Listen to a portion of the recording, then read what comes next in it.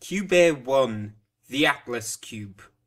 It's certainly a unique title, but I'll be damned if I know what it means. Qbeh is a first-person puzzle platformer game based around moving about various kinds of cubes. I'd say it was probably most influenced by Portal, and if you don't believe me, here's a companion cube. Qbeh started off as a student project, and the original version is actually still available on Desura if you want to have a look at it. It was a competent little game, a bit bland, but enjoyable nonetheless. In any case, the game was apparently received well, and the developers Liquid Flower have remade it into a full release. They must have decided that the name Qbeh on its own wasn't silly enough, so let's check out Qbeh-1 the Atlas Cube, starting with how it looks. All the environments are these ancient stone structures floating in a skybox. It is simple, perhaps, but there is a kind of abstract elegance in the design. In addition, Qbeh is rather calming. There is no story, no explanation for anything, just puzzles to solve. It reminds me of the beginning of Myst, before you knew what was going on. The press release claims that you can uncover the story's narrative throughout the game, but, I didn't see anything. The sound is relaxing as well, it's all atmospheric.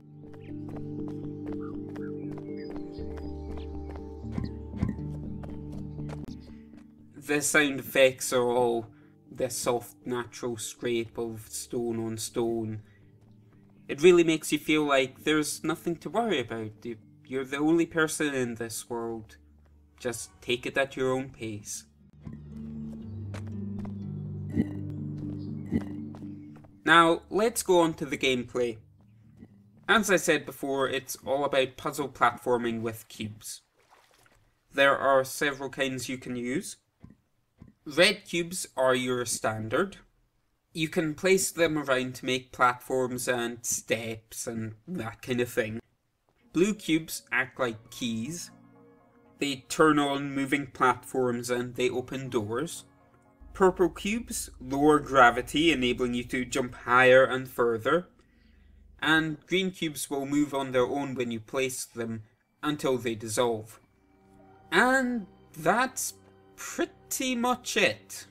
I just listed all the mechanics. Oh wait, there are also fans.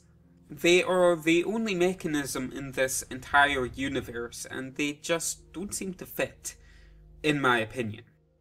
It appears that these mysterious ruins, unknown to all of humanity, need some pretty serious air conditioning. Now, there are 5 worlds, each with 6 levels. And according to my Steam, a playthrough takes 6 to 7 hours. So with 5 gameplay mechanics, that means a new one is introduced once per hour. It's not really enough. The game runs out of different puzzles to give you long before the end.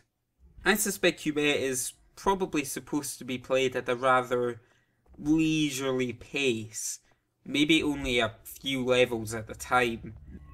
If you just sit down to play it for any real length of time, I think you're gonna get pretty bored.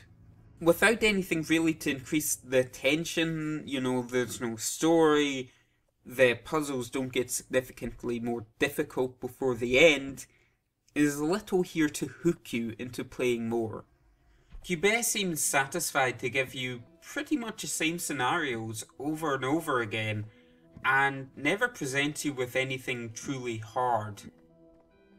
I'm showing you one here where it's like this is maybe 15 minutes before the end, and I'm building steps out of red cubes. I know how to do that. To conclude, I give Qbeh a 7 out of 10. Though that might shade to an 8 if you're fine with the easy gameplay. It's going for $10 or £7 or whatever your equivalent is, and there's enough content here that I think you'll get your money's worth.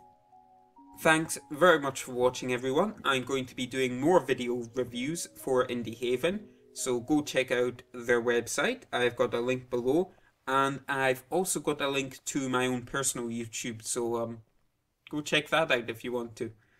Thanks again. Bye.